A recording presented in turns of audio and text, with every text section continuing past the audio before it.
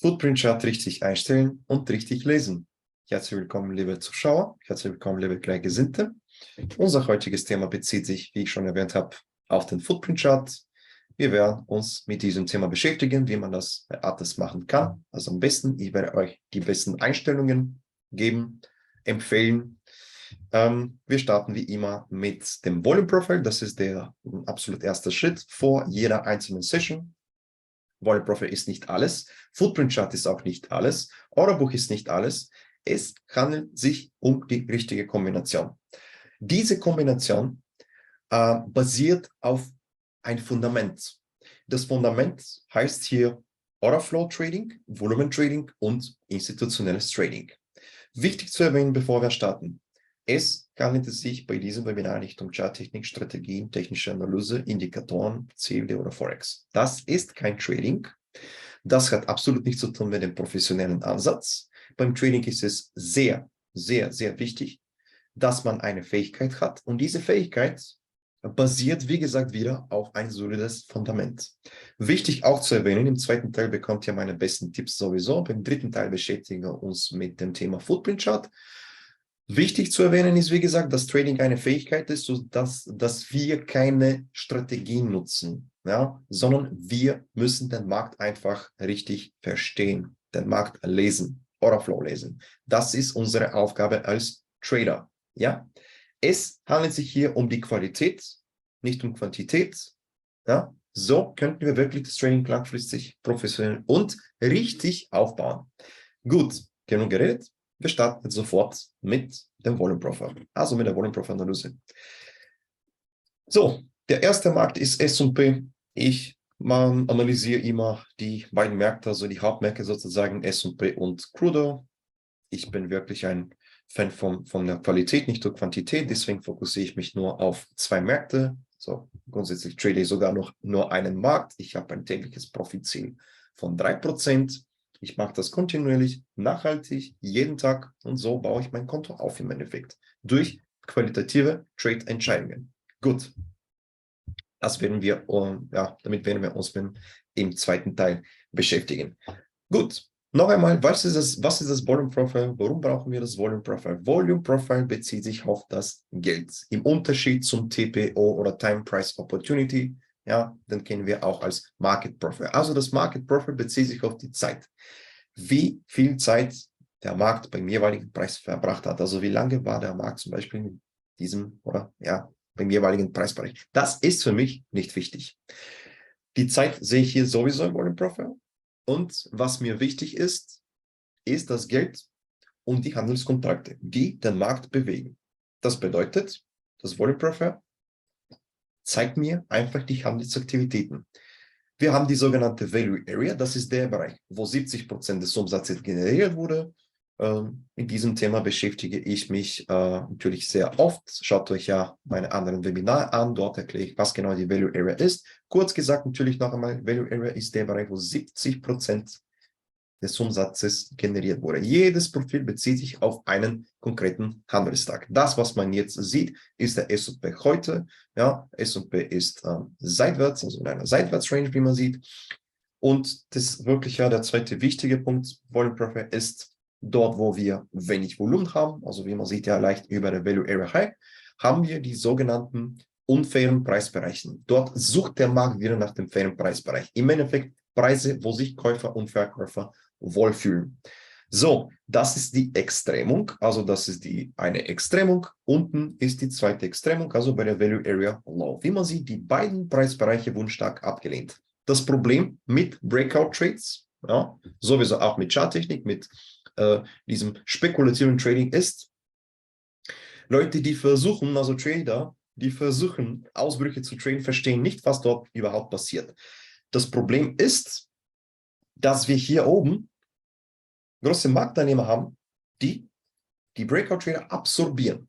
Absorption, das ist ein Orderflow-technischer Begriff. Und das bezieht sich auf die Markets, wenn die aktiven oder die aggressiven Marktteilnehmer wirklich, wirklich viel kaufen und sie trotzdem blockiert, sprich absorbiert werden, durch wen? Durch die zweite Partei. Das sind die Limit Orders. Und deswegen, natürlich, genau aus diesem Grund ist es gar nicht schlau, nach Ausbruchstrades zu suchen. Auch das Pullback nach dem Ausbruch ist schlecht, sowas trade ich nicht. Ich habe selbst zwei Vorgehensweisen und diese basieren auf klare Bestätigungen, auf klare Kriterien. Rausgenommene Strukturen und Trades nach einer Liquidierung. Also Ausbruchstrades mache ich niemals. Wirklich nicht nur ich, sondern auch meine Community, also die Leute in meiner Gruppe. Das machen wir nicht. Und zwar niemals. So, das ist ein großer Fehler. So viel dazu. Eine Zone mit viel Volumen bedeutet, dass wir innerhalb dieser Zone, innerhalb dieser Struktur mehr Handelsaktivitäten haben bzw. hatten. Ja. Das Volumen entsteht durch Handelsaktivitäten oder anders formuliert, das Volumen entsteht durch Handelsbedarf. Wir haben natürlich hier den sogenannten VPOC oder der Punkt mit dem meisten Volumen. Der zieht den Preis immer an und zwar wirklich, wirklich richtig wie ein Magnet. Das bezieht sich ebenso auch auf die Limit Orders, das sind die passiven Marktteilnehmer, ja, die große dort, wo große Liquidität zur Verfügung steht. Dort läuft der Markt einfach hin. Der läuft wirklich ja sehr gerne Richtung große Liquidität. Das ist ein langes Thema, ein großes Thema. Ich möchte mich jetzt eher auf das Volume Profit fokussieren. Und zwar, was könnten wir als erstes sehen? Wie mache ich das? Ich zoome immer als erstes einfach kurz raus. Das ist M15, Zeiteinheit M15. Und dann sehe ich einfach, ja, wie das große Bild aussieht. Jetzt aufpassen. Das große Bild im S&P ist jetzt aktuell immer noch Long. Wir sind immer noch auf der Long-Seite im S&P. Nur, dass der Markt korrigiert, bedeutet nicht, dass der Markt seine Richtung verändert hat, beziehungsweise, dass der Markt Short ist. Das ist ein Fehler. Wichtig natürlich ist auch, die alten Strukturen zu beobachten. Denn durch diese Korrekturen hier, die man sieht, gewinnt der Markt wieder Liquidität. So baut der Markt weiterhin, also weitere Positionen auf. Wie man sieht, wir haben hier diesen schönen Impuls nach oben, einen Abverkauf, Volumen hat sich nach unten verschoben, Value Area, VPOC, also der Punkt mit dem meisten Volumen, alles hat sich nach unten verschoben. Bis wohin? Also, wo hat der Markt wieder Unterstützung bzw. Supportzone gefunden? Der war auf der Suche wieder nach einer starken Umkehrzone, potenzieller Umkehrzone. Schaut euch das bitte jetzt an. Also keine Shorts möglich.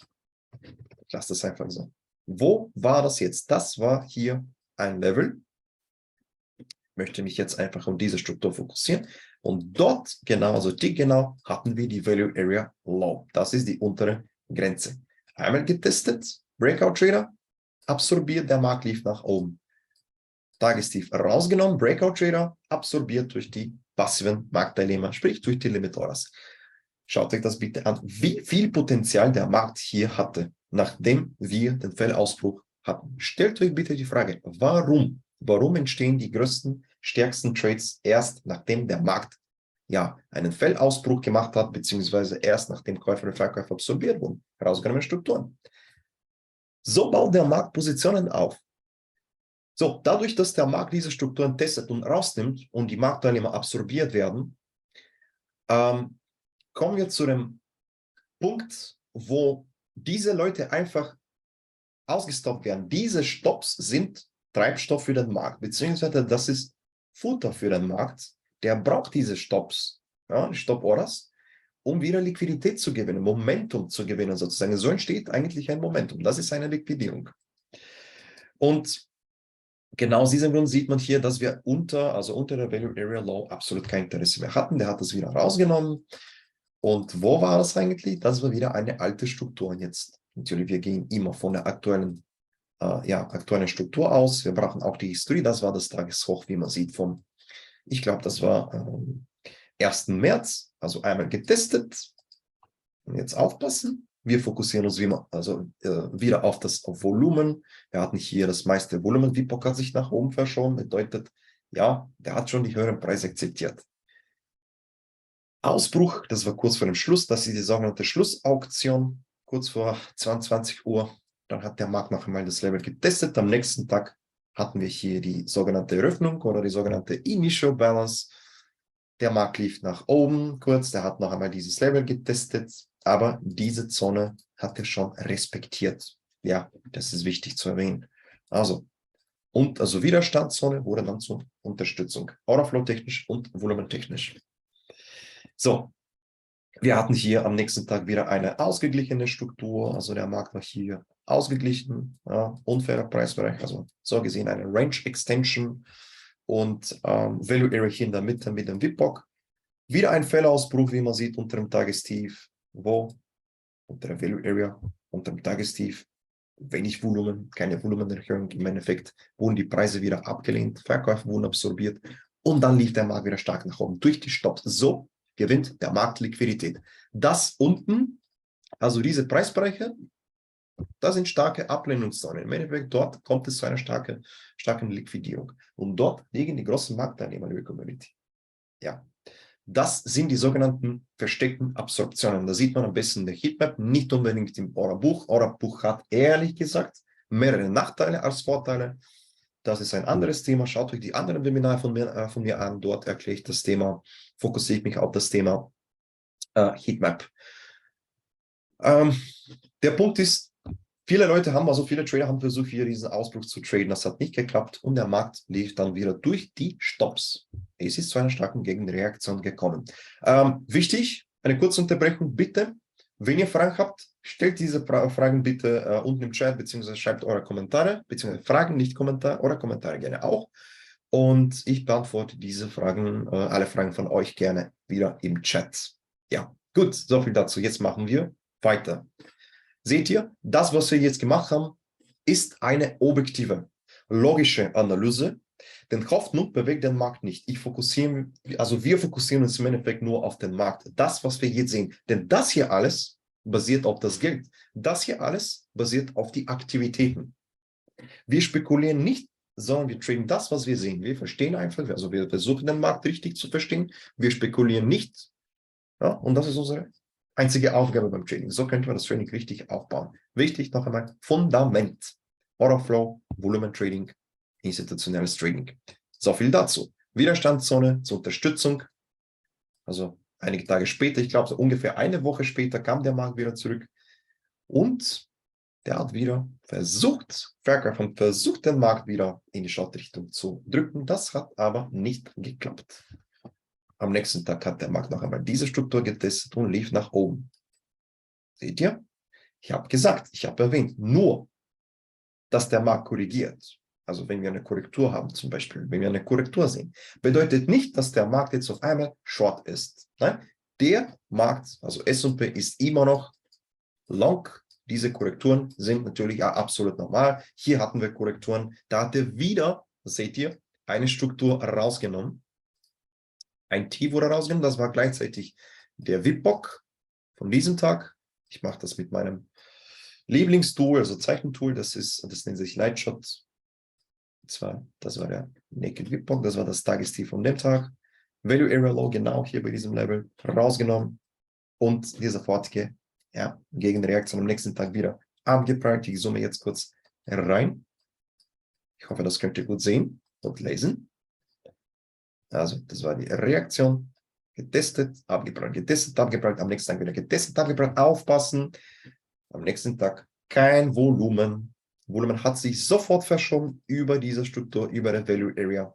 Volumen aufgebaut, lief in einer Seitwärts Range. Das bedeutet, dass der Markt dort akkumuliert hat. Der hat eine Position aufgebaut. Genau. Noch 15 Minuten für die Analyse. Perfekt, wir machen jetzt die Analyse im Chrono jetzt gleich. So, starke Ablehnung, wie man sieht am nächsten Tag. Da hatten wir eine starke Ablehnung über diesem Level. Ich orientiere mich einfach jetzt an das Volumen und dann schaue ich, wie der Markt einfach reagiert. Also ich brauche immer eine Reaktion. Dieser Preisbereich wurde mehrmals abgelehnt. Ja, das mehrmals abgelehnt, wie man sieht. So, getestet. Also Ablehnung, hier wieder getestet, absolut kein Volumen, er konnte wirklich gar nicht mehr das Level testen, über dem Level gehen. Und da hatten wir diesen starken Abverkauf. Wir waren eigentlich kurzfristig auf der Short-Seite hier an diesem Tag. Das war, glaube ich, am 2. Ja, genau. Am 2. waren wir schon auf der Short-Seite. Dann hat sich der Markt aber wieder stabilisiert. Da hatten wir wirklich diesen starken Impuls in die Long-Richtung. Also gestern hat der Markt korrigiert. Heute läuft der Markt seitwärts, also ausgeglichen. Wir hätten hier oben auch eine interessante Struktur, kurz vor der Value Area High, volumentechnisch kurz vor dieser Low Volume Zone. Low Volume Zone ist natürlich eine wichtige Ablehnungszone im Endeffekt. Ja, und so mache ich das. Jetzt aktuell könnten sich hier, Longs sind sowieso möglich, unten bei der Value Area High, Low. Hier oben bei diesem Level wären auch jetzt Shorts möglich oder unter der Value Area. Das ist jetzt wirklich interessant. Mal schauen, ob das hier hält oder nicht. Wir hätten zwei Möglichkeiten. Möglichkeit Nummer 1, der Markt prallt hier ab oder der Markt fällt einfach sofort nach unten. Unter der Value Area ergibt sich noch was Interessantes. Also zwei Szenarien sozusagen, entweder hier oben oder hier unten unter der Value Area. Aber wie gesagt, Volume Profile, das ist nicht alles. Wir brauchen auch die Bestätigungen in der Heatmap, die Bestätigungen auch im XV. Also ich arbeite in dem XV-Chart. Das ist sehr, sehr wichtig. Wir machen jetzt die Analyse im Ölmarkt. Ölmarkt läuft wirklich seit, würde ich sagen, also mehr als einem Monat in einer wirklich großen Struktur. Der bewegt sich seitwärts. Wir haben keine klare Tendenz im Ölmarkt. Was könnten wir dann machen? Dann traden wir einfach die aktuelle Struktur. Die aktuelle Struktur, wie man sieht, im Ölmarkt ist immer noch steigend. Wir haben die steigende, weil wir hatten die steigenden Strukturen. Also der Wert hat sich dementsprechend auch verschoben. Leichte Korrektur, hat sich verschoben wieder. Ein Trendtag, der hat sich hier oben dann verschoben. Abverkauf, der hat sich wieder verschoben. Aber wir haben ja einen zumindest kurzfristigen Trend. Ja. Wichtig, wenn wir den Markt traden, wenn wir versuchen wirklich also die richtige Richtung zu traden, also nicht gegen den Flow, dann gehen wir immer am besten von der aktuellen Struktur aus. Die aktuelle Struktur jetzt im S&P ist seitwärts. Wir haben keine eindeutige Tendenz jetzt heute auch, also wirklich nur in Bezug auf den heutigen aktuellen Handelstag sind wir im Ölmarkt seitwärts. Warum habe ich ja diesen Preisbereich markiert, wie man sieht? Ganz einfach, wir hatten hier eine Akkumulation, wie man sieht. Dann lief der Markt stark nach unten, der hat das Level gebrochen. Hier, das war gegen 14:45 Uhr, kurz vor 15 Uhr, hatten wir diese Liquidierung. Warum habe ich diesen Preisbereich markiert? Wie gesagt, es besteht immer die Gefahr, dass der Markt das Level wieder kurz rausnimmt und wieder dreht nach unten. Das war genau der Fall. Das genau hat der Markt hier gemacht. Sehr interessant auch volumentechnisch die untere Kante Low-Volume-Zone und das war unten der zweite Volumenberg.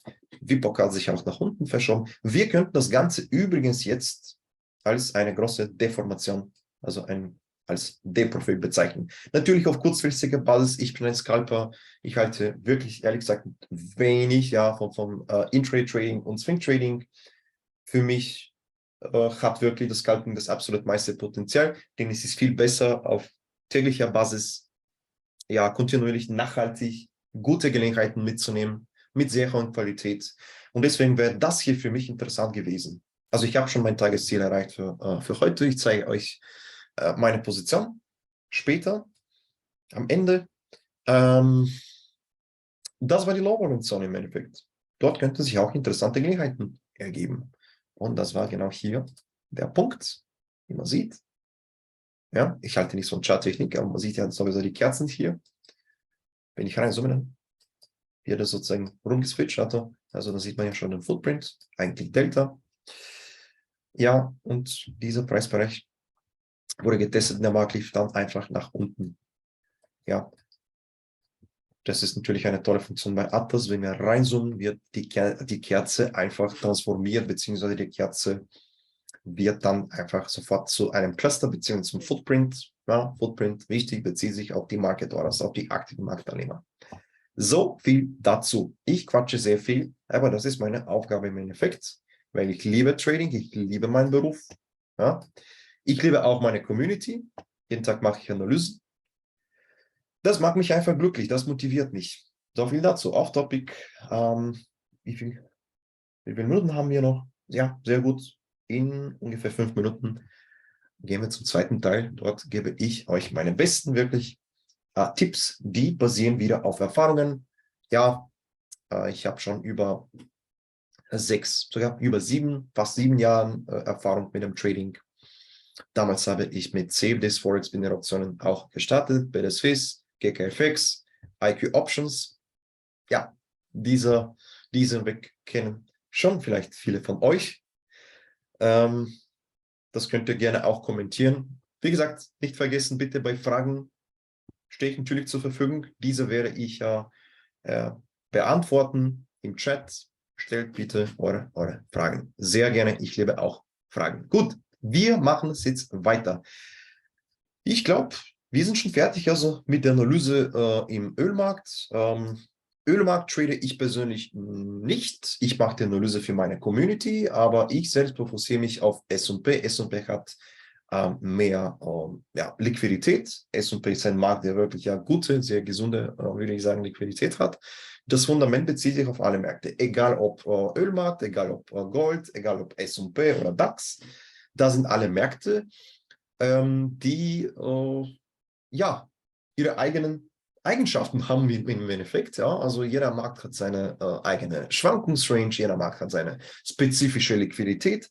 Wichtig zu erwähnen ist, wie gesagt, Volume Profile ist nicht alles. Footprint Chart ist auch nicht alles.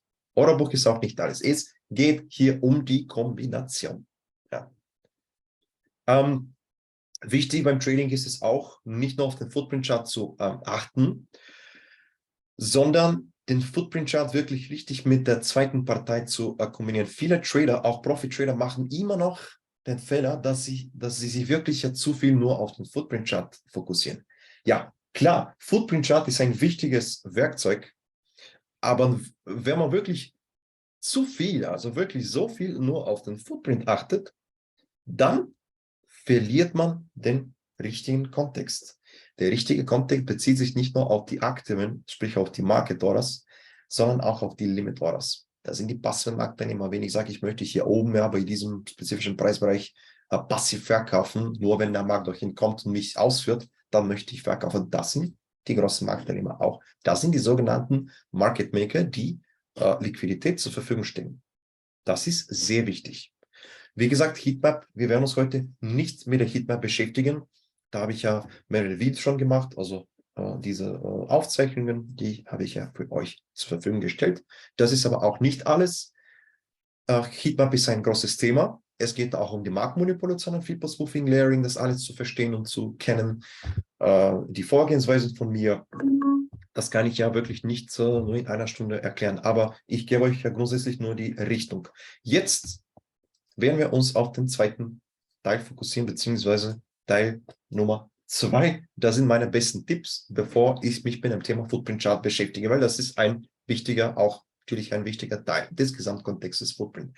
Vor allem, ich achte beim Trading auf die Qualität, wie gesagt, nicht auf die Quantität. Bitte, ich wiederhole das. Auch am Anfang des Webinars habe ich das schon gesagt. Ich sage das noch einmal. Fokussiert euch bitte auf das Fundament. Was bewegt den Markt? Das müsst ihr wirklich verstehen. Dann kommen wir zum zweiten Punkt. Richtig, Kombination. Was wollen wir natürlich worauf sollen wir uns am besten fokussieren? Was brauche ich? Ich habe auch das Orderbuch. Ich habe auch ein Template vom Orderbuch. Das nutze ich aber nicht.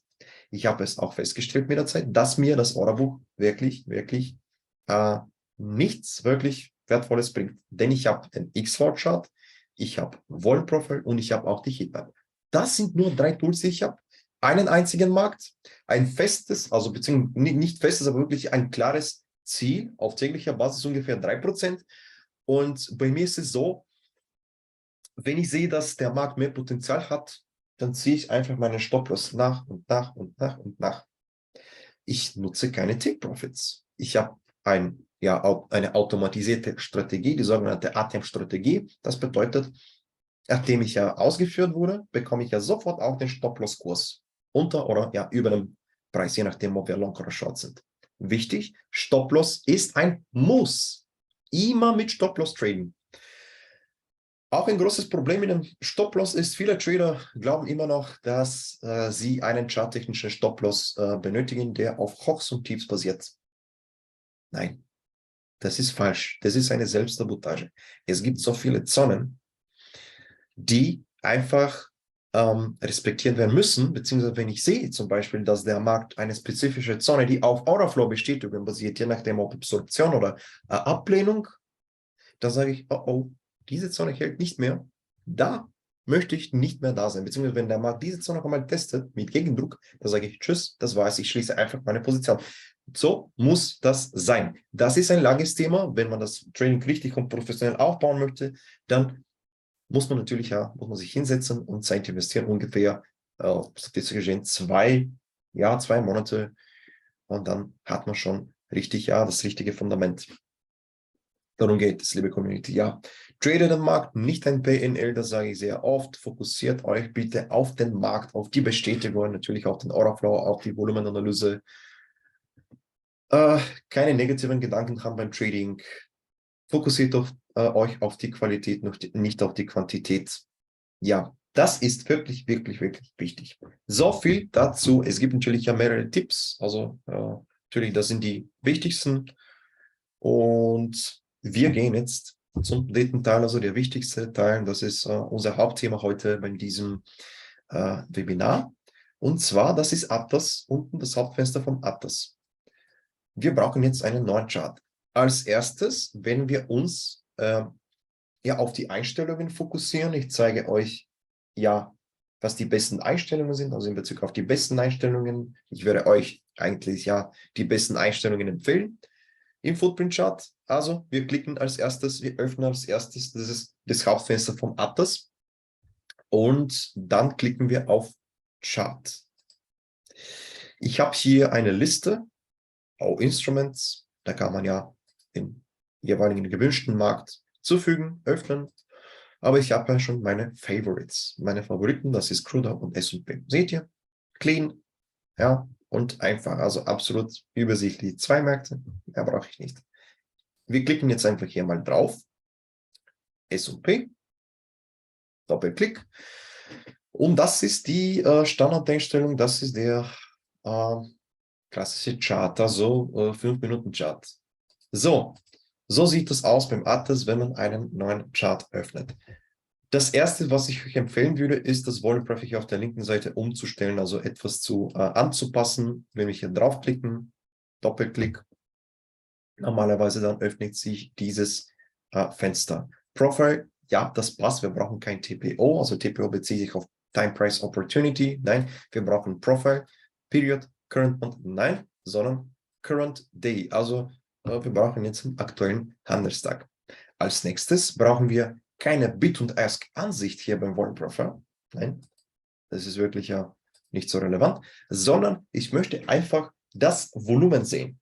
Ich möchte mich wirklich nur auf das Gesamtvolumen fokussieren. Aktivitäten. Wo hatten wir Aktivitäten? Wo hatten wir wenig Aktivitäten? Das könnten wir so lassen. Visualization Mode. Ich würde euch einfach die sogenannten Bars empfehlen. Jetzt sind wir schon fertig. Fast. Was ich noch sehen möchte, das wäre die sogenannte Value Area. Also Value Area gibt es hier unten, Show Value Area. Diesen Haken brauchen wir auch. Wir lassen das einfach so drin. Und als nächstes brauchen wir Drawing Mode. Unter Drawing Mode brauchen wir Lines Lines and Area. Farbe, da würde ich normalerweise grundsätzlich eine hellere Farbe nehmen, also für die Value Area selbst, und Profile. Also das ist hier oben etwas höher. Profile Colors, für Profile Color würde ich etwas dunkleres nehmen, zum Beispiel so. Das könnt ihr natürlich individuell gestalten. Das ist Geschmackssache im Endeffekt in Bezug auf die Farben. Wichtig ist es einfach nur, dass wir die Value Area kennen, wo die Value Area liegt. Die genaue Location von der Value Area, High Value Area Low und VPOC. Also VPOC ist normalerweise rot, das ist die Standardeinstellung. Und das war es eigentlich. Jetzt klicken wir also einmal auf Save as Default, also abspeichern, und dann einfach auf Close. Dieses Histogramm könnten wir verschieben, also links und rechts einfach mit der linken Maustaste draufklicken und dann sind wir in der Lage, das Profil zu verschieben, links und rechts. Wir haben noch eine tolle Funktion und dann gehen wir zum wichtigsten Punkt, also Footprint. sogenannte TPO and Profile Funktion. Also das ist diese tolle Funktion und so sind wir in der Lage, zum Beispiel nur einen konkreten spezifischen Preisbereich zu analysieren. Zum Beispiel hier Startpunkt hier.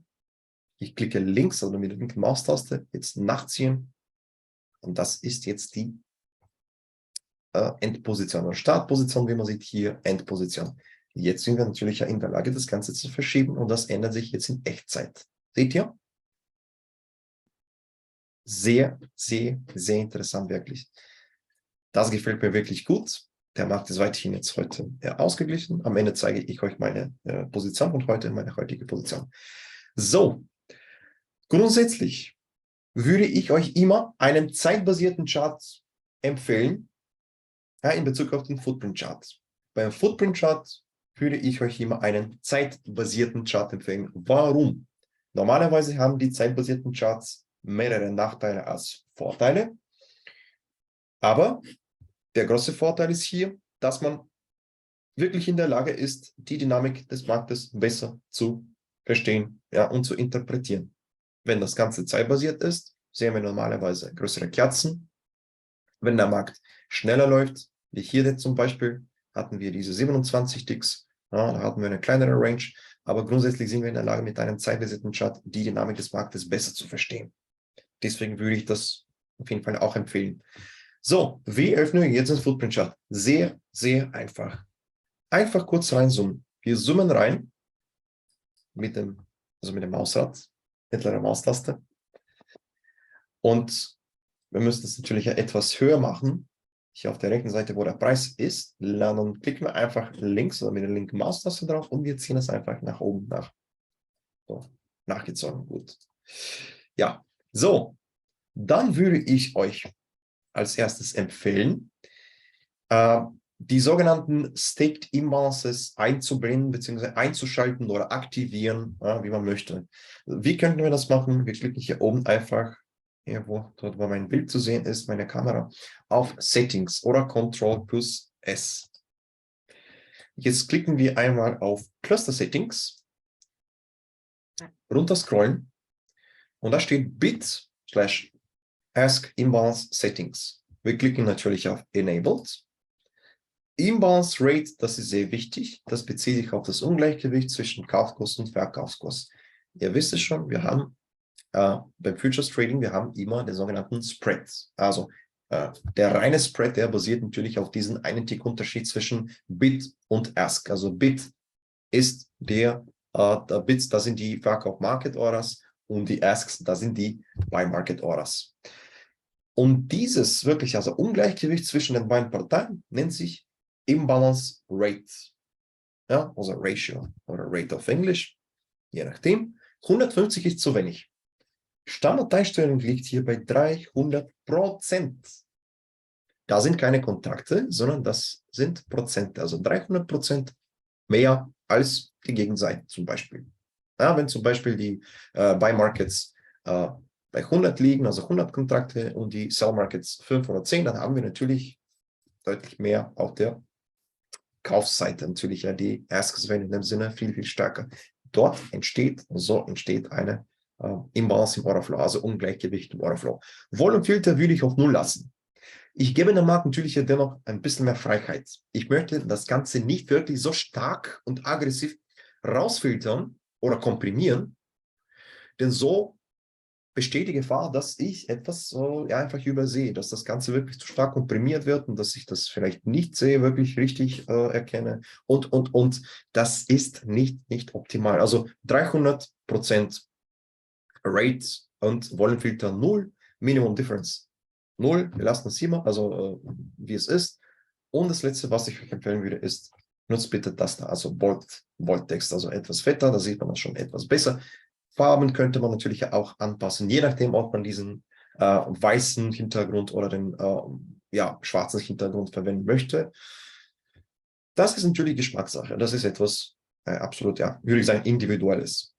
So, das, was man hier sieht jetzt in der Kerze, ist die sogenannte Imbalance. Ich zoome rein.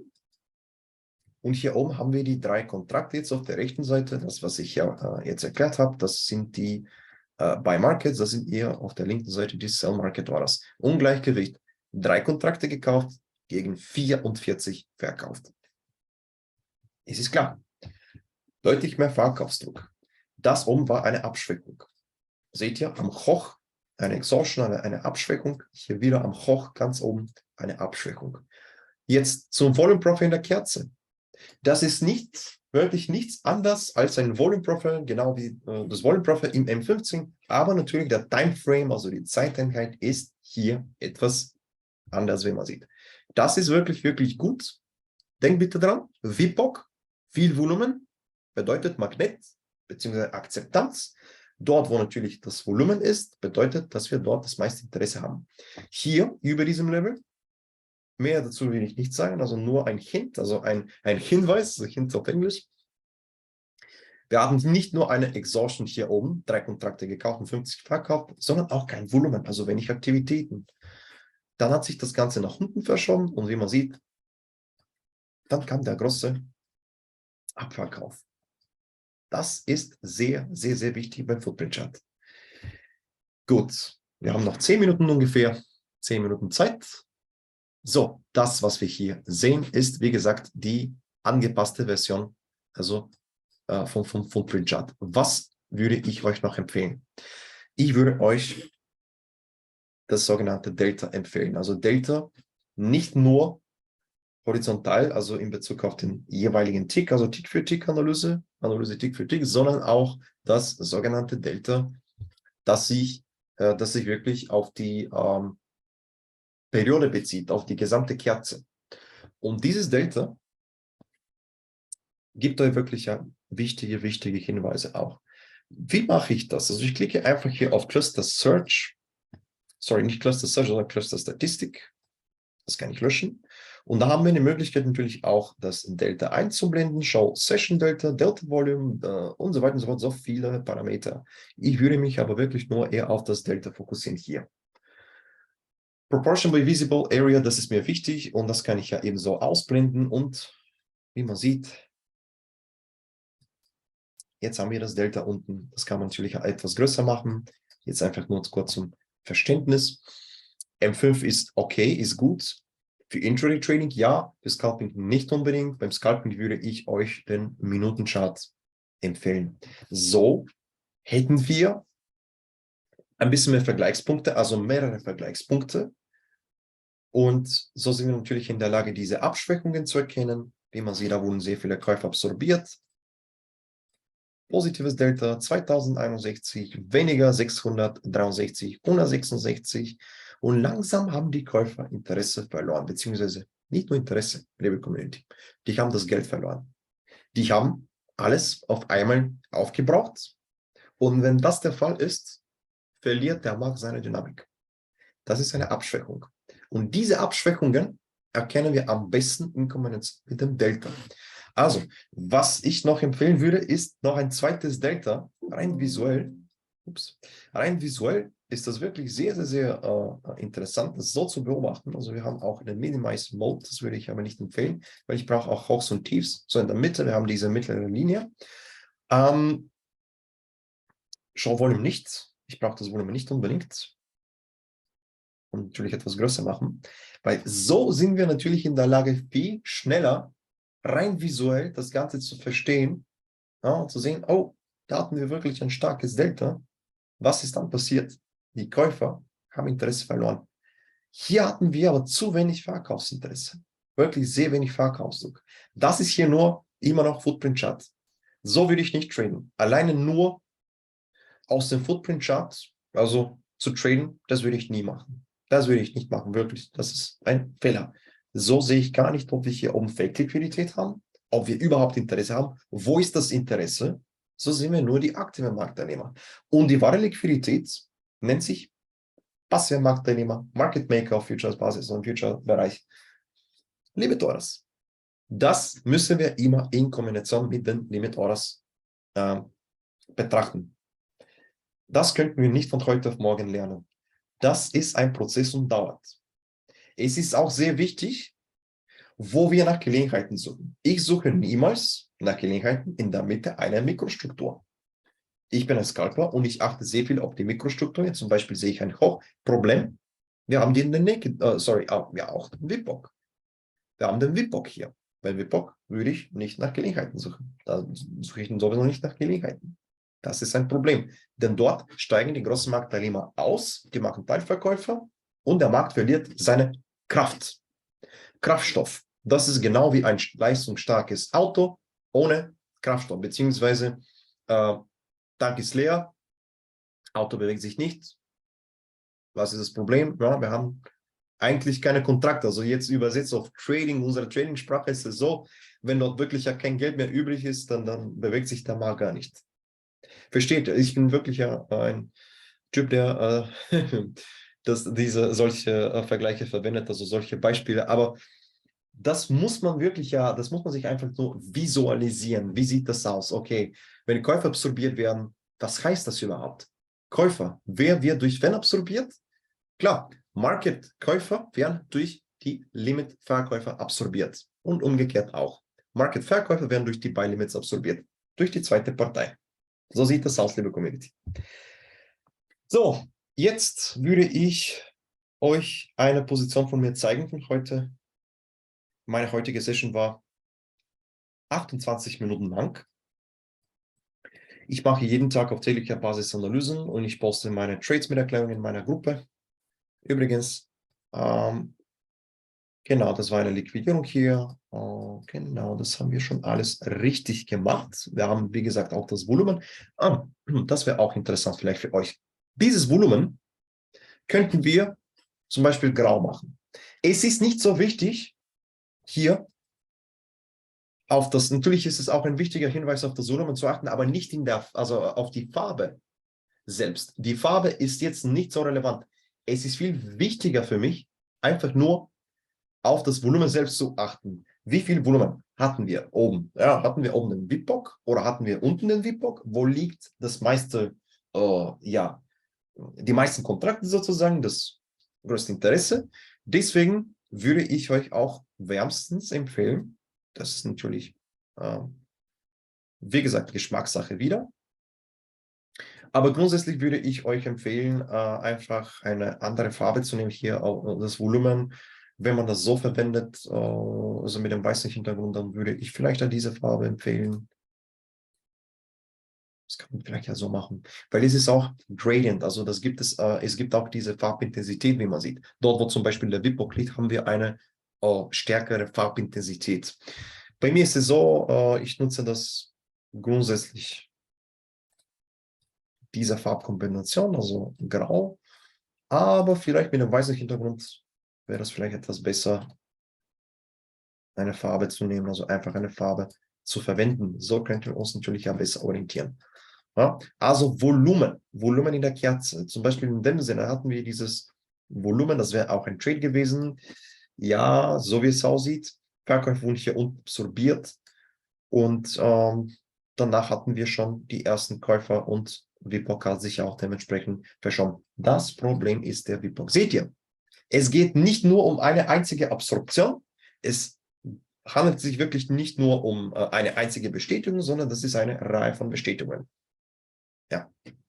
Jetzt so viel dazu. Das Erste, was wir brauchen, wenn wir schon zufrieden sind mit allen Einstellungen hier bei Footprint Charts. Ich zeige euch ganz kurz, was es hier auf der rechten Seite ist. Auf der rechten Seite haben wir das sogenannte Histogramm. Und dieses Histogramm bezieht sich ganz genau auf die Limit Orders, auf die passiven Marktteilnehmer, liebe Community. Also das sind genau die Market Maker. Sehr wichtig. Aber das ist nicht vollständig. Wir brauchen einen separaten Chart bzw. die Heatmap diesbezüglich. Das zeigt einfach jetzt, wo die Limits sind, also größere Limit Orders. Auch ein wichtiges Thema, wir brauchen spezifische Liquidität beziehungsweise einen Wert, zum Beispiel jetzt beim S&P ist das so, beim Crudo ist das so, also einen minimalen Wert. Das sind wirklich ja wichtige Sachen. Wenn die Liquidität wirklich zu niedrig ist, dann würde ich auf keinen Fall traden. Das bedeutet, dass ich einfach mit dem Feuer spiele. Also das ist, wie gesagt, metaphorisch wieder gesagt, ein Spiel mit dem Feuer. Wenn ich ja versuche, ein leistungsstarkes Auto zu fahren, wenn ich aber sehe, dass das Auto keine Reifen hat oder dass die Reifen total abgenutzt sind und ich versuche ja trotzdem zu fahren, Vollgas zu geben, was mache ich dann? Das ist eine Selbstsabotage. Das ist natürlich auch gefährliche Situation. Es ist eine absolut gefährliche Situation, auch wenn natürlich ja die Konditionen schlecht sind, winterlich, Schnee oder Eis. Dann drücke ich natürlich auf Vollgas, dann gebe ich Vollgas. Was mache ich dann? Dann ist natürlich ja mein Leben in Gefahr. Ja, so viel dazu mit meinen interessanten Aussagen. Aber bitte versucht das einfach zu visualisieren. Wenn wir keine Liquidität haben, dann macht es keinen Sinn, nach Gelegenheiten zu suchen. Weil dort kommen solche Moves, solche Bewegungen, nicht Bestätigungen. Chaotische, unkontrollierte Bewegungen. Es kommt wirklich super schnell im Millisekundenbereich zu einer starken Gegenreaktion. Im Augenblick, wow, der macht sowas. Der läuft hoch, der schießt hoch, dann wieder runter. Super, wirklich super turbulent. Wir brauchen die wahre Liquidität, beziehungsweise wir brauchen diese Limit Orders, die die wahre Liquidität zur Verfügung stellen. Gut, da sind alle Indikatoren jetzt, das ist die Liste aus Indikatoren. Wir haben Delta Cluster, das ist bei Default, also Depth of Market. Wir haben schon das Volume Profile eingestellt. Ihr könnt nämlich ja gerne auch noch experimentieren mit diesem Chart, beziehungsweise auch, oh, das wäre ein Trade gewesen hier. Dieser Long Trade, die Verkaufskraft stark absorbiert, wie man sieht. Und dann hatten wir die ersten Käufer. Wichtig ist es natürlich aber, das Ganze in Kombination zu betrachten. Genau. Das wäre wirklich ein toller Trade gewesen übrigens. Jawohl. Jetzt als letztes Templates, also rechte Maustaste. Templates, ganz unten auf Settings klicken oder einfach ja über die Settings Funktion machen. Hier oben ganz rechts haben wir dieses kleine Symbol und dann klicken wir einfach nur auf Add oder hinzufügen. Dann schreiben wir Footprint Chart Webinar. Also ich nutze keine Footprints, also alleine nur Footprint Chart nutze ich nicht. Das mache ich immer in Kombination mit den Limit Orders. Da haben wir schon ganz unten unser Footprint Chart. Doppelklick und dann öffnet sich der Chart. Und jetzt würde ich euch, das ist mein zweiter Bildschirm, ganz schnell, bevor wir Schluss machen, meine heutige Position zeigen, wie es aussieht. Das Ganze in Kombination. Wichtig. So, das, was man hier sieht, ist die Heatmap. In Kombination mit den Footprints. Hier gibt es konkrete Einstellungen. Ja, das sind wirklich ja alle sehr spezifisch, also wirklich ganz spezifische Einstellungen. Für jeden einzelnen Markt habe ich spezifische Einstellungen. Der Punkt ist, da wurden sehr viele Käufe absorbiert. Da hatten wir die Abschwächung, schon eine Abschwächung. Eine Limit-Order wurde ausgeführt. Ich sehe, dass diese Orders echte Orders waren, beziehungsweise das war echte Liquidität. Starke Abschwächung danach. Mehr als mein Tagesziel erreicht. Also kurzfristig. Ja, auf täglicher Basis sozusagen brauche ich meine 11 oder 12 Ticks ungefähr. Ja, SOP. Dann mache ich das natürlich morgen wieder und immer wieder.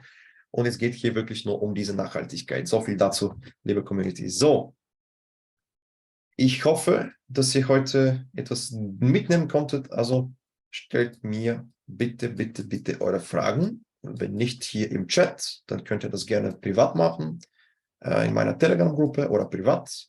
Ihr findet natürlich ja überall meine Webseite bzw. meine Landingpage. Da findet man auch den Einladungslink, Kontaktmöglichkeiten, E-Mail oder Anruf und.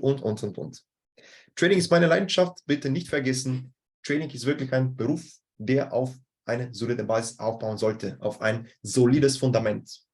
Dieses Fundament hat noch einen zweiten Namen und das ist Orderflow, Volumen und institutionelles Trading. Ich wünsche allen einen schönen Abend. Vielen Dank für das Zuschauen und wir hören uns wieder in einem Monat mit einem anderen und sehr interessanten Thema. Ciao, mach's gut.